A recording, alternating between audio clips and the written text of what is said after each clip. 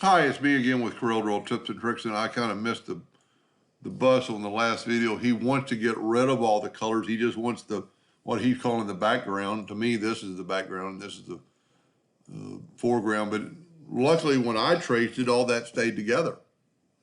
It stayed together with the exception of the flowers, which you're going to have to basically draw from hand or find some on the internet, and the sun rays.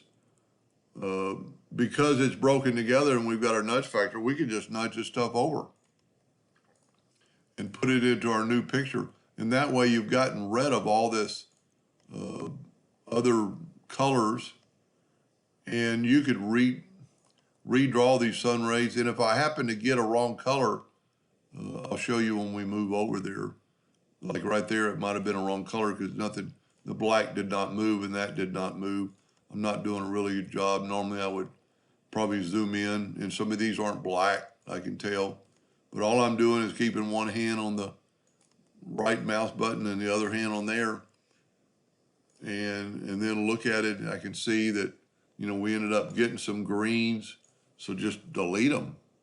There's no problem with just deleting them.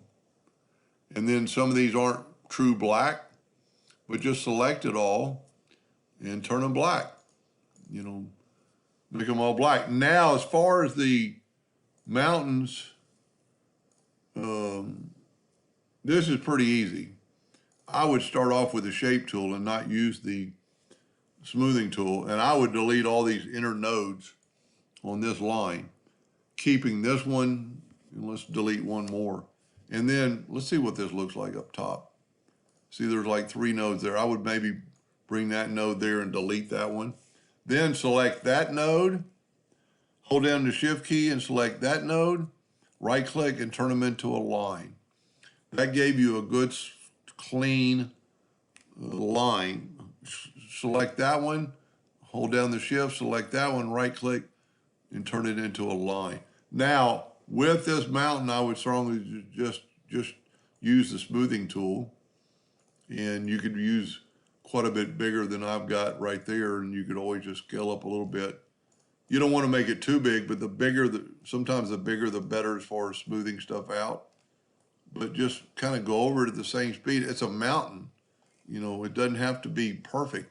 Same thing with the sun ray. It doesn't have to be, it's rays of sun. There doesn't have to be perfect, but you can definitely, clean them up just a little bit, like right there. All you got to do is make sure you're clicked on the item and just clean up some of them. This is a little bit difficult when you're working with something like this to make sure you're clicked on it. You can actually see the nodes light up. If you can stand here all day and do this, but if you're not clicked on it, it's not going to do anything.